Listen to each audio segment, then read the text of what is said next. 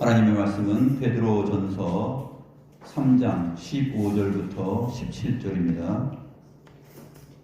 제가 하나님의 말씀을 받들어 읽겠습니다.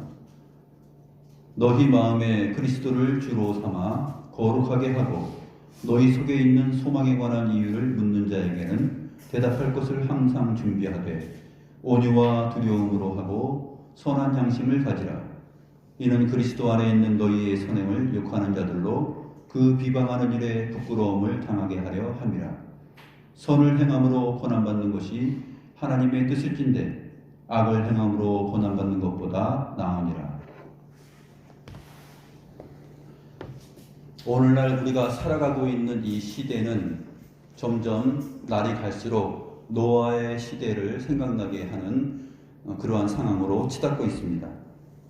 그래서 사람들이 마음에 생각하는 것과 계획하는 것이 악하며 하나님의 아들들이 사람의 딸들의 아름다움을 보고 사랑함으로 이 세상이 말하고 있는 가치와 행복론을 아름답게 여기고 그것을 부러워하고 그것을 좋아하고 거기에 동조하고 이 시대의 사조 그리고 유행에 함께 발맞추어 가기를 사모합니다. 그것이 바로 하나님의 아들들이 사람의 딸들의 아름다움을 보고 그들과 함께 하는 내용이죠. 이미 창세기 본문을 통해서 우리가 잘 배웠듯이 바로 그러한 가치와 행복론을 가지고 살아가는 일이 점점 더 늘어나고 있는 상황 속에서 교회는 교회로서의 존재 의의를 상실해가고 있게 되고 또 그러한 상실감은 오늘날 우리가 피부적으로 느낄 수 있습니다. 창세기 6장 2절부터 6절을 보게 되면 사람의 딸들은 용사이며 고대에 명성이 있는 사람들이다 이렇게 소개합니다. 힘이 있는 용사이고 또 명성이 있습니다. 그 힘과 명성 그것의 아름다움에 반하는 것이 바로 교회이며 기독 신자들입니다. 아, 저렇게 살면 멋지고 힘 있어 보이는데 아, 저러한 생각들이 정말 좋아 보이는데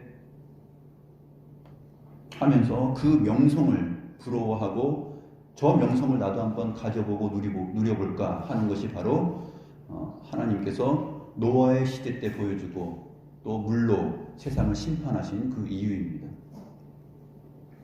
하나님께 은혜를 입은 자만이 바로 구원을 얻을 수 있다라는 내용이고 겨우 노아의 가족 8명만 구원받았다 하는 것이 성경의 증거입니다.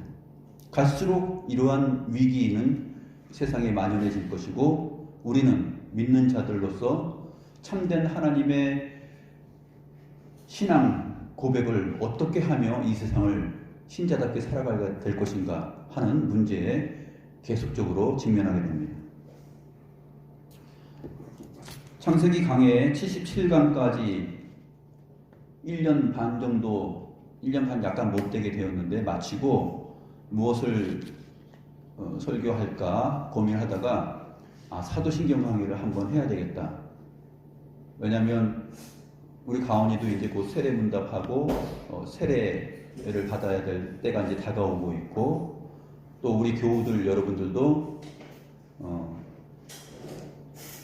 성경의 그 한 책 한 책마다 이 강해 설교를 쭉 들어왔는데 이번에는 사도신경을 성경 말씀에 근거하여서 강해해 나감으로 기존의 책을 강해해 나가는 형식에서 좀 벗어나서 좀 교리적이며 신학적인 그러한 부분들을 좀 짚어보려고 합니다.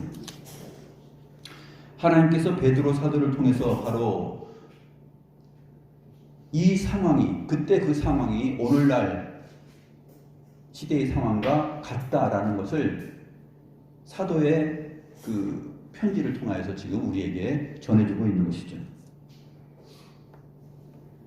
오늘 본문이 잘 말해주고 있는 것처럼 너희 마음에 그리스도를 주로 삼아 거룩하게 하고 너희 속에 있는 소망에 관한 이유를 묻는 자에게는 대답할 것을 항상 준비하라 이렇게 말하고 있습니다. 우리 속에 있는 우리 마음 속에 있는 소망의 이유가 뭔가? 너 무엇 때문에 살고 있지? 너 무엇 때문에 그렇게 주일날 예배하러 가? 거기에 무슨 소망이 있어? 라고 주변에서 물을 때 그 소망의 이유에 대해서 얘기할 수 있어야 되잖아요. 머리를 긁적이면서 이거 부모 때부터 계속 나가던 것이기 때문에 뭐 부모님 때문에 습관적으로 또 안 나가면 또 벌 받을까봐 단순히 이런 식의 얘기를 하게 되면은 세상 사람들도 우리들을 얕잡아 봅니다. 뭐야 뭐 뚜렷한 것도 없네 이렇게 생각할 수 있죠. 그래서 노아의 경우는 바로 그 힘있어 보이고 유명해 보이는 세상 사람들 앞에서 하나님으로부터 받은 하나님에 대한 지식, 하나님에 대한 인식, 믿음, 하나님의 섭리, 이 모든 것에 대한 것을 생각하면서 외로운 삶을 살아갔던 것이죠. 그리고 그 소망의 이유를 묻는 까닭을 하나님의 말씀에 근거하여서 하나님께서 이렇게 살면 너희들은 앞으로 물로 심판할 거야. 그렇게 복음을 전하였던 것이죠. 그런 것처럼 하나님께서 주의 말씀을 통하여서 우리들에게 가르쳐 주신 내용들이 있습니다. 그 내용이 바로 성경 계시의 말씀인데 우리는 이 완성된 성경 계시의 말씀을 다 갖고 있지 않습니까? 이 말씀 안에 있는 내용이 무엇인지 우리가 생각하면서 그 말씀을 조리 있게 또 짧으면서도 핵심적으로 설명할 수 있고 그 소망의 이유에 대해서 얘기할 수 있는 그러한 실력이 좀 있어야 된다라는 생각을 해봅니다.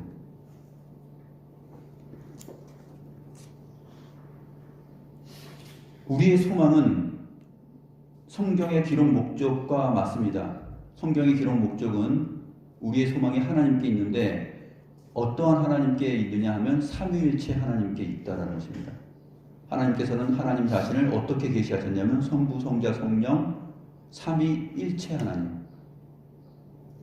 누가 높고 낮음이 없고 또 구별되시지만 또 분리되거나 나누어지지 않는 그 한 분 하나님의 실존, 한 분 하나님의 실체, 그러한 분을 우리가 믿느냐? 그 창조주 하나님, 온 우주 만물이 있기 전에 삼위일체 하나님으로서 존재하셨던 그 하나님을, 그 영원하신 하나님, 거룩하신 하나님을 우리가 어떻게 알고 믿느냐? 주의 말씀을 통해서 믿는 것인데 주의 말씀은 그것을 어떻게 말하고 있는가?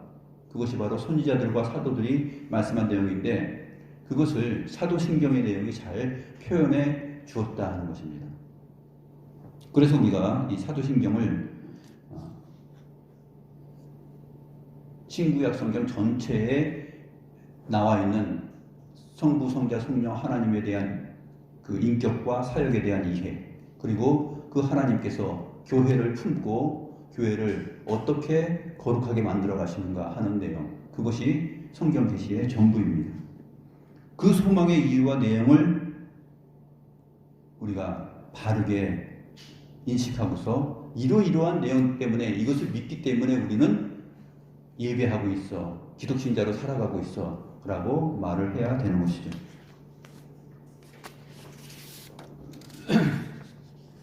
그래서 사도신경은 우리의 신앙의 굳건한 토대가 됩니다. 신구약 성경 하나님의 말씀, 또 그리스도 자신이 우리의 반석이며 토대가 되듯이 이 하나님에 관하여서 고백한 이 사도신경은 우리의 신앙의 굳건한 토대가 되는 것입니다.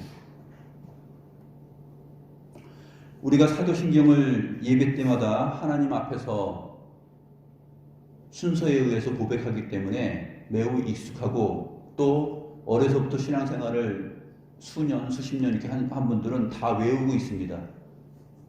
다 외우고 있어서 눈 감고도 하죠. 거의 다 이제 눈 감고 하는데 저희 같은 경우에는 의식적으로 글씨를 보면서 합니다.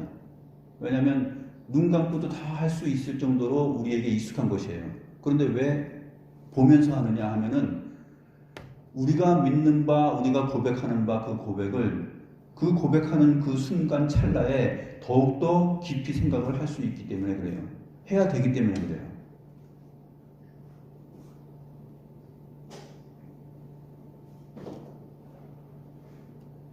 전능하사 천지를 창조하신 그 하나님을 내가 믿는다라는 그 말을 눈으로 보고 우리의 입으로 말하는 순간 우리 생각 속에서 하나님께서는 그 찰나 동안에 그 스쳐가는 그 짧은 순간에 하나님은 그것을 성경에 나타나 있는 많은 것들을 생각할 수 있는 그 능력을 우리의 영혼 안에 주셨어요.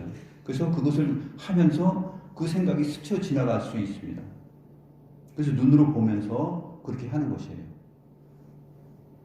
그래서 그냥 예배 시간에 그냥 순서에 있는 것이니까 그냥 흥얼대고 그냥 많은 순서의 하나로서 존재하는 사도신경이 아니라 그 의미를 우리가 왜 하는지 또 그 깊은 의미는 무엇인지를 잘 이해하고 또 새롭게 생각을 해야 됩니다.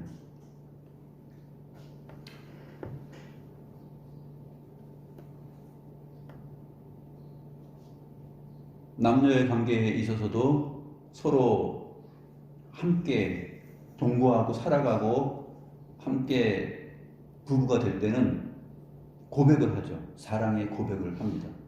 우리가 삼위일체 하나님과 우리와의 관계가 바로 신랑과 신부의 관계, 그리스도와 교회와의 관계가 신랑과 신부의 관계인데 바로 이 고백, 성경 말씀에 근거한 이 탄탄한 신앙 고백을 통하여서 우리가 서로 사랑하고 더 그 사랑이 깊어질 수 있다는 내용이 됩니다.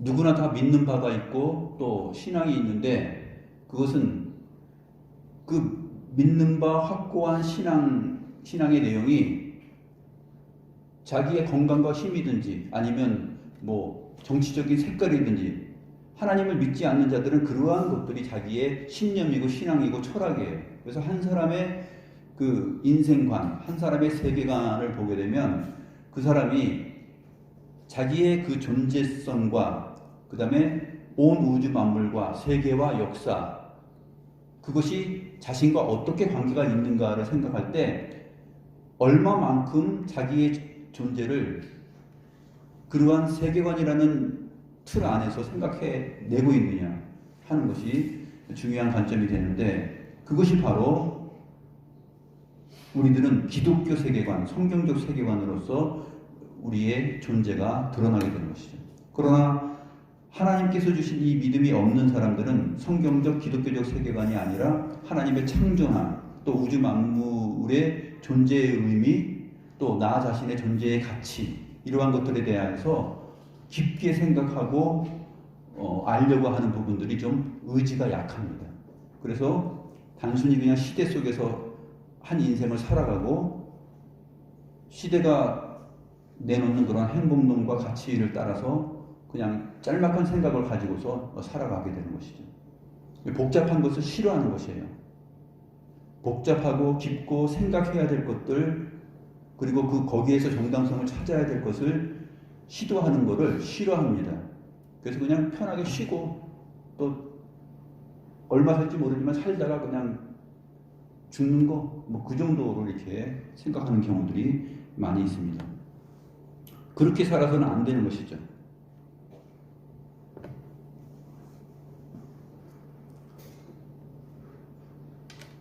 긴 얘기를 할 수 없지만 이틀 전에 그 산탄총에 맞아서 그 아베 신조가 죽었죠.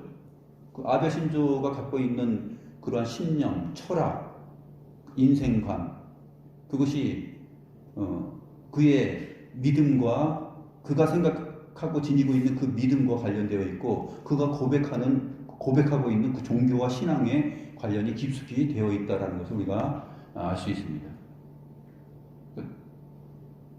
사람이 죽는 모양이 어떠하든지 간에 그 죽는 모양이 비참한 것이 아니라 어떻게 살다가 죽느냐 하는 것이 이제 비참한 것이며 또 영광인가 또 거룩한가 하는 것을 판단하게 되는데 그러한 것을 볼 때 우리는 기독교 세계관, 성경적 신앙과 믿음 그 굳건한 토대 위에서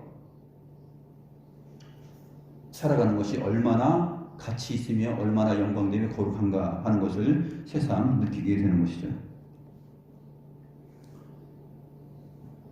사도신경은 교회의 주일 공예배 시에 고백하게 되는 전통적인 신앙 고백입니다. 우리가 니케아 신조, 니케아 신앙 고백을 함께 하기도 하지만 니케아 신앙 고백서가 사도신경을 좀 더 해석하고 설명한 그런 친절하게 설명한 그러한 내용들이죠. 그래서 우리가 개신교는 사도신경을 신앙 고백으로 삼고 있고, 그러나 천주교도 사도신경을 신앙 고백으로 삼고 있는데 그들이 해석하는 이해는 좀 틀려요. 그 천주교는 신학적으로 사도신경의 내용을 문자적으로 그대로 우리와 함께 읽어 나가지만 그들이 생각하고 믿는 바 해석의 내용들은 틀립니다. 그러한 점들을 우리가 사도신경 강해를 통해서 풀어나가고 또 생각해 볼 것입니다. 웨스트민스터 소유리 문답이 이 사도신경의 그 구성과 짜임새를 기반으로 하여서 작성되었고, 하이델베르그 요리문답 또 벨직 신앙고백서 안에서도 이러한 사도신경의 체제들을 신앙 고백과 요리문답으로 사용하고 있습니다. 그래서 사도신경의 내용을 보게 되면 성부, 성자, 성령 하나님의 순서로 이렇게 되어 있죠. 성부에 대한 것, 그 다음에 성자 하나님에 대한 것, 성령 하나님에 대한 것. 그러나 성부, 성자, 성령은 그 위아래가 있는 것이 아니라 수직적인 관계가 아니라 수평적인 관계다 하는 것이죠. 또 수평적인 관계보다 더 중요한 것은 삼위일체로서 존재하신다라는 이 시공간 안에서는 이해할 수 없고 생각할 수 없고 경험할 수 없는 그 존재 방식으로 존재한다라는 것이에요. 우리 시공간 안에서 이 3차원 세계에서 수직적인 관계, 수평적인 관계가 있지만 하나님의 자리와 하나님의 존재를 수직으로 놓거나 수평으로 놓아도 삼위일체 하나님의 존재 방식에 대해서 설명할 수가 없습니다. 왜냐하면 성부, 성자, 성령으로 구별되게 존재하시는데 그분이 세 분 하나님이 아니라 한 분 하나님이시기 때문에 그래요. 1 하게 되면 3이 나와야 되는데 한 분 했는데 한 분이 나오는 거예요. 그러니까 수학적으로, 과학적으로, 시공간적으로 우리가 피조세계 안에서 납득할 수 없는 부분이죠.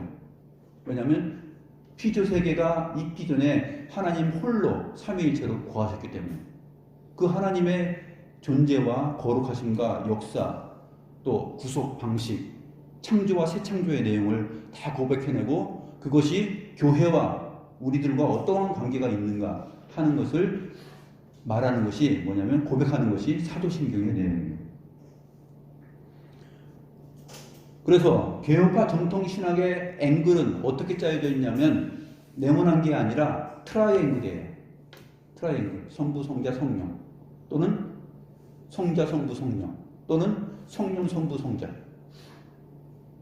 바꿔도 상관이 없어요. 순서를 바꿨을 때 성부가 자존심이 상하거나 또 성령이 교만하거나 그렇게 될 수 없어요. 왜냐하면 성부, 성자, 성령은 한 분 하나님이시기 때문에 성령 하나님만 불러도 그 성자 하나님과 성부 하나님을 다 언급하는 것이 되어버리는 것이에요.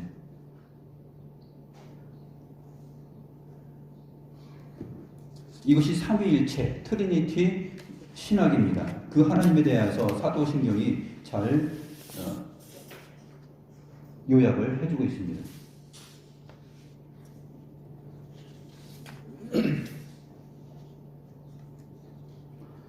사도신경의 구조는 보게 되면 성부, 성자, 성령, 그 다음에 교회에 대해서 있기 때문에 네 개의 구조로 되어 있는 것처럼 보이지만 사실상은 두 개의 의미로 크게 구분이 되어집니다.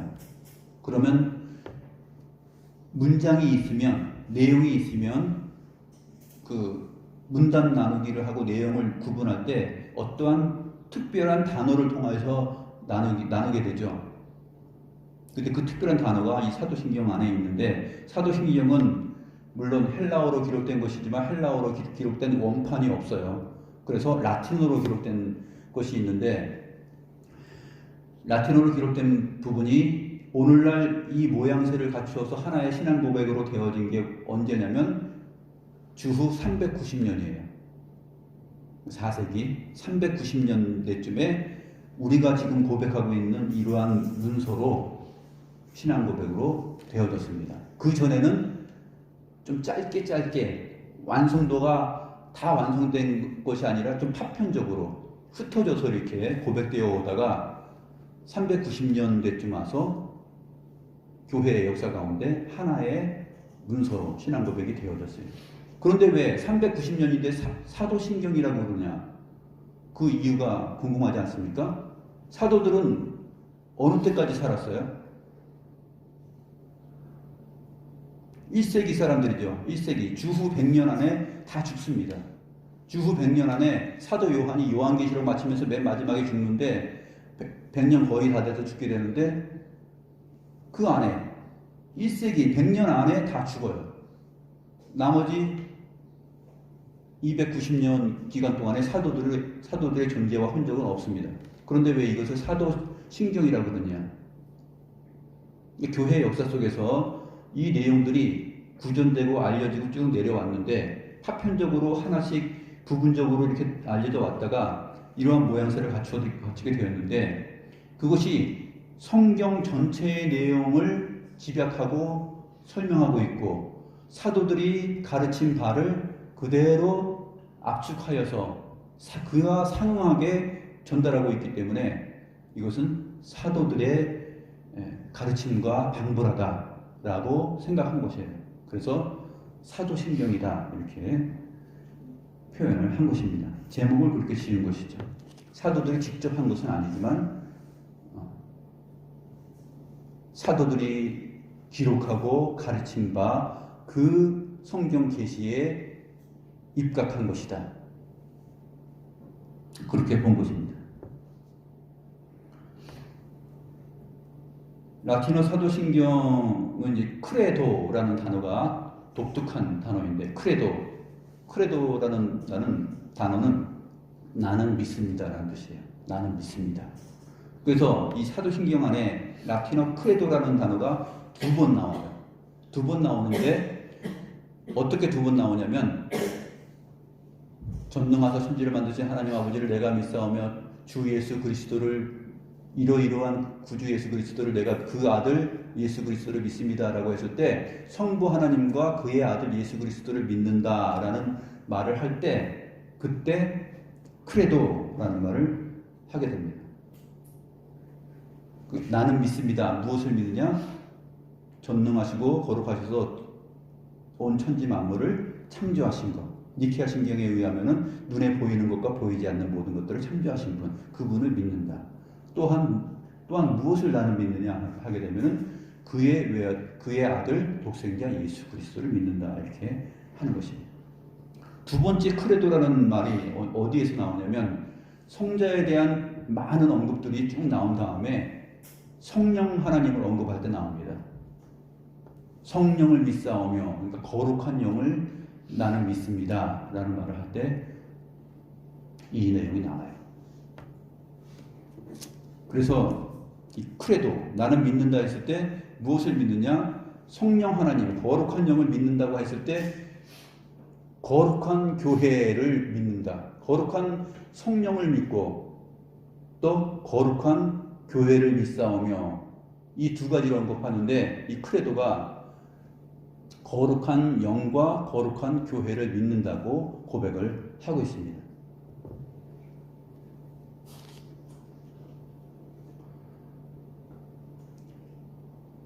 라틴어 단어로 전체 77단어로 구성되어 있는데 77단어 가운데서 52개의 단어가 성자 하나님에 대한 그 고백 내용으로 되어 있고 4 단어가 성부 하나님에 대하여 쓰이고 있어요.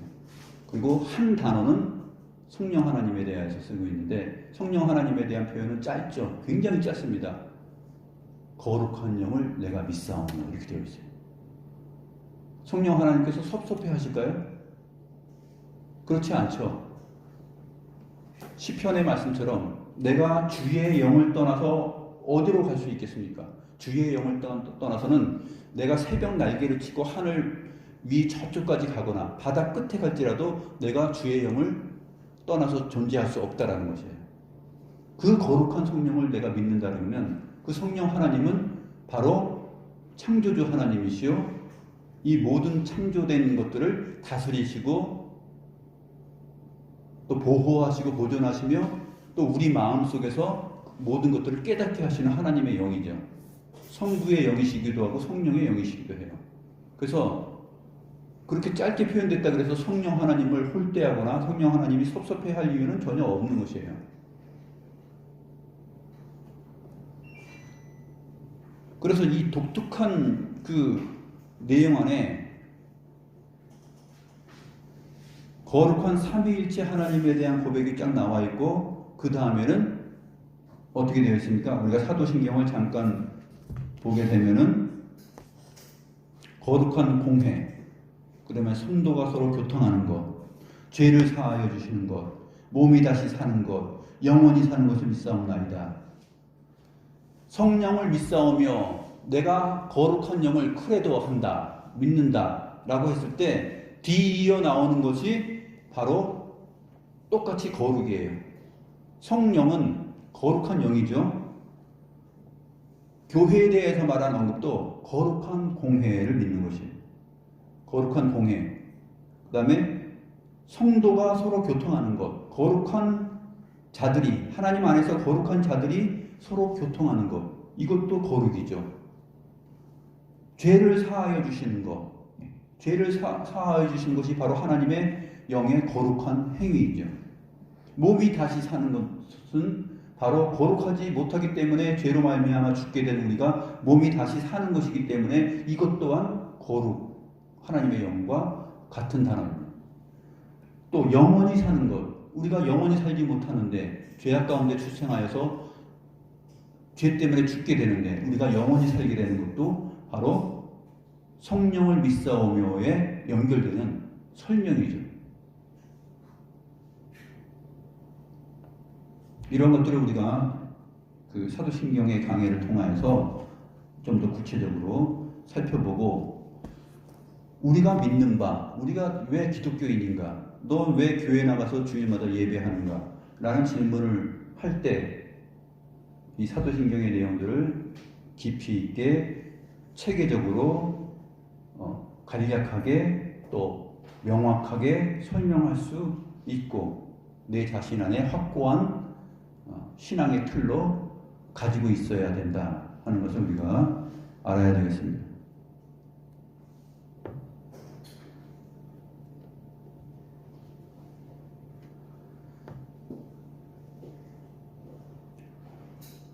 성부, 성자, 성령 하나님으로 순서로 되어 있는 것은 마태복음 28장 16절이죠.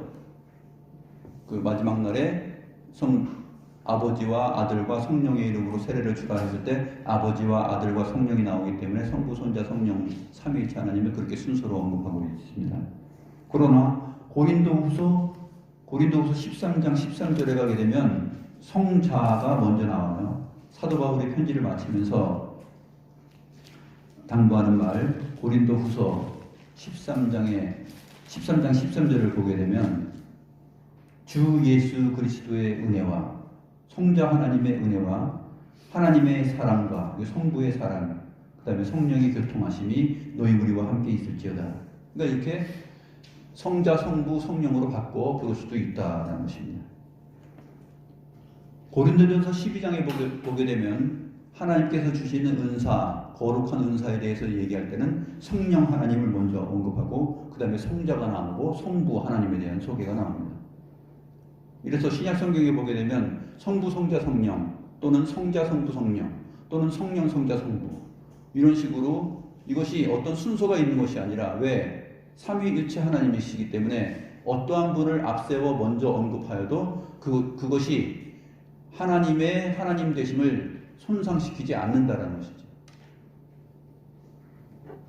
주님께서도 나를 본 자는 아버지를 보았다라고 말씀하시는 것이 바로 그러한 이유입니다.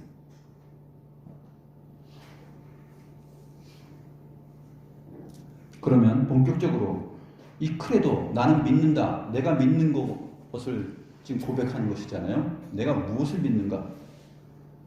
다 믿음을 가지고 살아가는데 사람들은 다 저마다 믿음을 가지고 살아가요. 나는 이렇기 때문에 살고 있고 이렇게 살아갈 거고 이것을 이룰 거야 라고 나름대로 다 믿음이 있잖아요. 그리고 자기가 사랑하는 것이 있고 또 고백하는 내용들이 다 자기 세계관으로 자리하고 있습니다. 기독 신자는 이 크레도, 나는 믿는다 라는 것을 했을 때 도대체 그 믿는다라는 의미가 어떤 의미인가 한번 라틴어 단어의 의미를 통해서 한번 살펴보도록 합니다.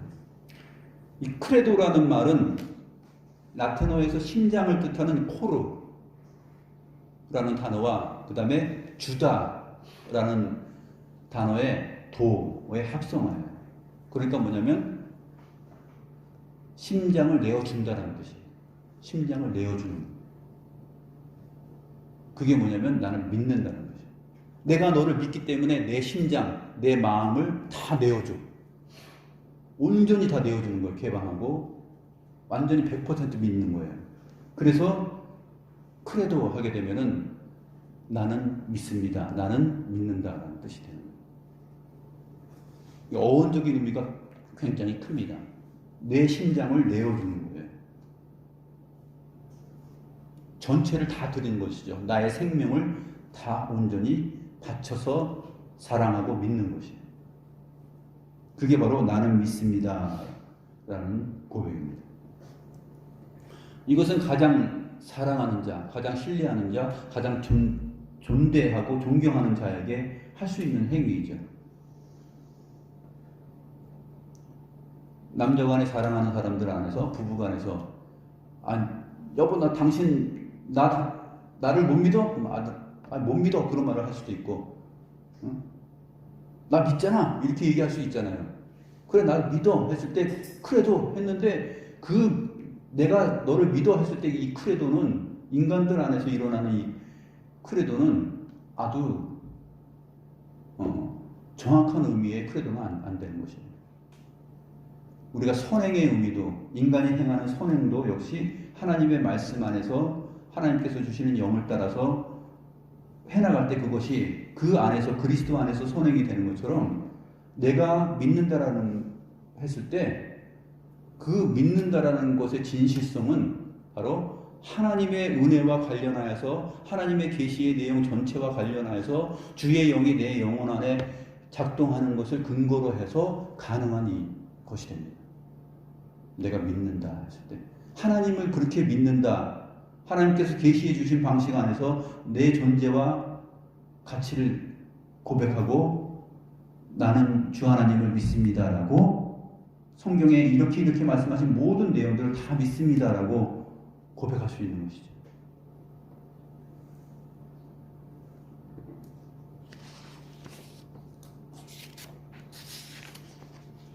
그래서 내 심장을 주는 것인데, 내 심장을 주는 것이 오늘날에는 일상화되어 있죠. 일상화되어 있고 문화화되어 있어요.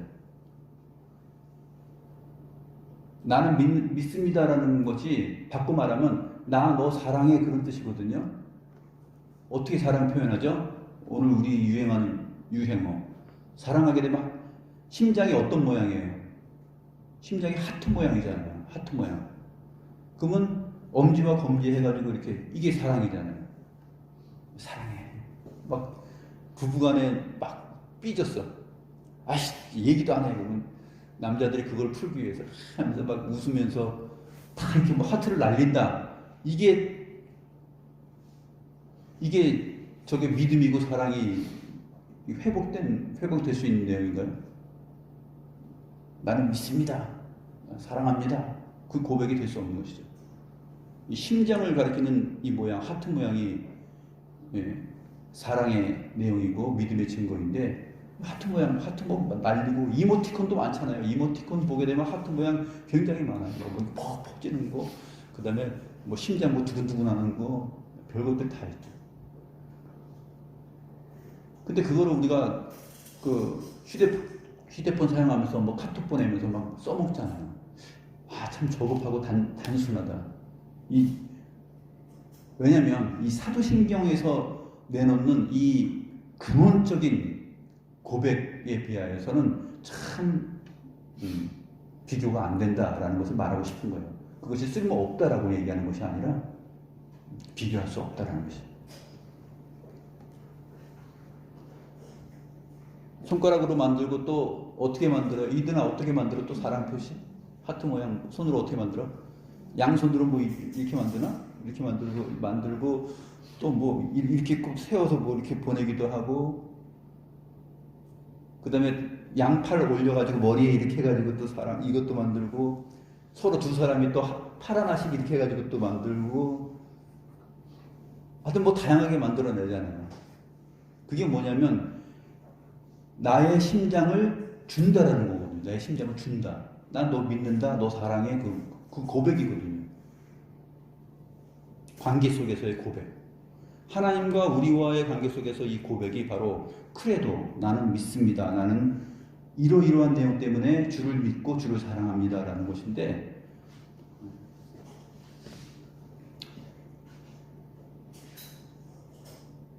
그래서 심장을 내어준다라는 이 의미가 오늘날 우리 시대에 이렇게 확 퍼져서 문화적으로 이렇게 된 것이지, 그 근원을 찾아 올라가면은 AD 390년 바로 이 사도신경이 하나의 문헌으로 만들어졌을 때 이 크레도라는 단어를 통해서 우리가 생각할 수 있는 거죠. 원조는 어디예요? 사도신경이에요. 진짜 나는 당신을 믿습니다. 나는 당신을 사랑합니다. 그 내용이 구체적으로 우주적이고 또 피조 세계를 넘고 그 피조 세계를 존재하게 한 그 하나님이라는 그 당신을 향하여서 우리가 이 내 심장을 내어준다라고 고백하는 것, 그것이 바로 원조라는 거예요. 원조. 하트, 심장을 내어주는 것의 원조.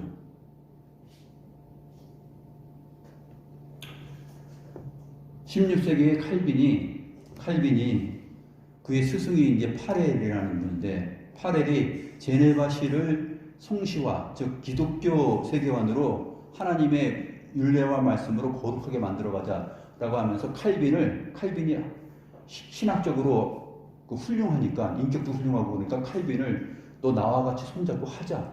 이 제네바시를 거룩한 하나님의 도시로 만들어가자 했는데, 칼빈이 안 한다고 막 이렇게 좀 쑥스러웠는지 어떻게 했는지 하여튼 좀 피했어요. 그러다가 칼빈과 파렐이 같이 좀 진행을 하다가 제네바시 의회하고 맞지 않게 돼가지고 추방을 당해요. 추방을 당해서 이제 서로 떨어져 있는데, 다시 이제 분위기가 좋아져서 파렐이 칼빈을 다시 그 동역자로 부릅니다. 너 와서 나하고 같이 해야지 했는데, 못 가요. 뭐 이래저래 핑계를 대면서 못 간다고 할 때 파렐이 편지를 강력하게 써보내가지고 보냅니다. 그 편지를 보고서 칼빈의 영혼이 깜짝 놀래요. 천둥 번개를 맞은 것처럼, 하나님의 날벼락을 맞은 것처럼 깜짝 놀라가지고 혼비백산해가지고 답장을 씁니다. 답장을 쓰는데 그 내용이 뭐냐면, 나의 심장을 하나님께 신속히 신실하게 드립니다 라는 거예요. 파렐의 편지에 답장을 하면서 그렇게 답장을 썼어요. 내 심장을 주님께 신속히 그리고 신실하게 드립니다. 그래서 미국의 칼빈 신학교에 가게 되면 이 휘장이 있는데 또 액자도 있고 그런데, 손바닥이 이렇게 펼쳐져 있고 그 위에 하트, 심장이 놓여져 있어요. 심장이 놓여져 있고 그 삥 돌아가면서 글씨가 써 있어요. 나의 심장을 신속히 그리고 신실하게 주님께 드립니다. 심장을 드린다고 하면서 손 위에 심장을 놓았어요. 이렇게. 그게 사도신경의 크레도의 정신을 따라서 이어온 16세기 종교개혁 때 칼빈이 표현한 표현이에요. 거기에 이 하트 이모티콘의 원조가 거기에 있는 거예요. 하트 이모티콘을 누가 만들었겠어요? 바로 그러한 기독교 역사 안에서 이 하트 이모티콘이 나오는 거죠. 손바닥에 받쳐가지고 뭐 이렇게 하는 거죠. 이렇게. 그러니까 오늘날처럼 이 유행화되어 있는 것하고 깊은 차이를 가지고 있다라는 것을 우리가 생각해 봅니다. 나의 심장을 신속히 그리고 신실하게 주께 드립니다. 왜 드리느냐? 바로 이러이러한 내용을 내가 믿기 때문에 그렇습니다. 라는 것이 바로 사도신경의 내용들이에요.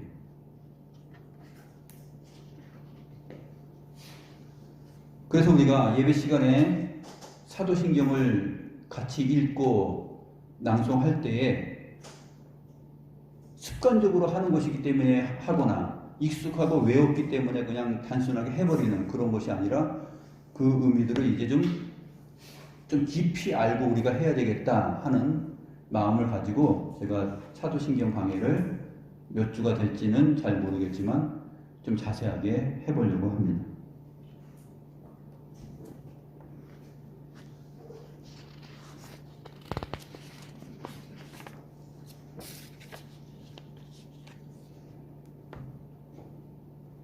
마태복음 16장 16절부터 18절 베드로의 신앙 고백이 유명하죠. 마태복음 보겠습니다. 16장 16절부터 18절.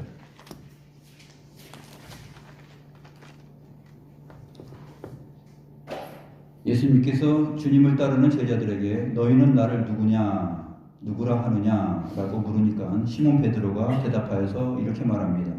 주는 그리스도시요 살아계신 하나님의 아들이십니다. 여기에 사실은 다 삼위일체 하나님에 대한 참된 고백이 나와 있는 것이죠. 주는 그리스도시요 살아계신 하나님의 아들이십니다. 살아계신 하나님의 아들이시다라는 말을 통해서 성부 하나님의 존재와 성령 하나님의 존재를 이미 다 그리스도 이름과 함께 언급을 해버린 것이에요. 예수님께서 대답하시죠. 이르시되 바요나 시몬아 내가 복이 있도다. 이를 내게 알게 하니는 혈육이 아니요 하늘에 계신 내 아버지시니라. 이러한 신앙 고백, 이러한 믿음의 표현, 이것을 할 수 있는 것은 혈육으로 되어지는 것이 아니다는 것이죠. 바로 하늘에 계신 아버지께서 주님 안에서, 성령 안에서 그것을 가르쳐 주시는 것입니다. 그래서 너는 베드로라. 내가 이 반석 위에 내 교회를 세우리니 음부의 권세가 이기지 못하리라. 이렇게 말씀하십니다. 교회가 어디에 세워지냐면 바로 이 반석 위에, 즉 이 고백 위에 세워지는 것이에요. 음부의 권세가 이기지 못할 튼튼한 그 반석, 도대체 그 반석은 누구이실까요? 바로 그 반석은 베드로가 페트로스입니다. 페트로스가 베드로라는 단어인데 남성 명사이죠. 그래서 내가 이 반석 위에 교회를 세운다 했을 때는 페트로스 위에 세운다라고 하지 않았어요. 페트라 위에 세운다 해서 교회를 여성형으로 바꿔 말함으로 인해서 베드로 자신이 고백한 주는 그리스도시여 살아계신 하나님의 아들이십니다라는 이 신앙 고백 위에 견고하게 이것이 흔들리지 않기 때문에 이 흔들리지 않는 신앙 고백 위에 세운다 하는 내용입니다. 주님의 교회는 바로 이 사도신경에서 고백하고 있는 믿음의 고백 위에 세워지는 것이죠. 그래서 참된 교회는 삼위일체 하나님에 대한 성경적 바른 신앙 고백 위에 세워지는 것입니다. 교회는 그냥 세워지는 것이 아니라 이단들도 많고 사이비 기독교들도 많은데 올바른 성경적 삼위일체 하나님에 대한 고백과 해석 이해 그 위에 바로 세워지는 것입니다. 사도신경을 예배 때 암송한다고 되는 것이 아니라 순서에 넣었다고 되는 것이 아니라 참된 교회가 되는 것이 아니라 그것을 어떻게 내가 믿는가 성경적으로 알고 믿고 있는가 하는 것이 중요한 것이죠. 이제 다음 주부터 사도신경의 내용을 통해서 우리가 좀 더 우리의 믿는 바 굳건한 고백의 내용들을 알아보도록 하겠습니다. 기도하겠습니다.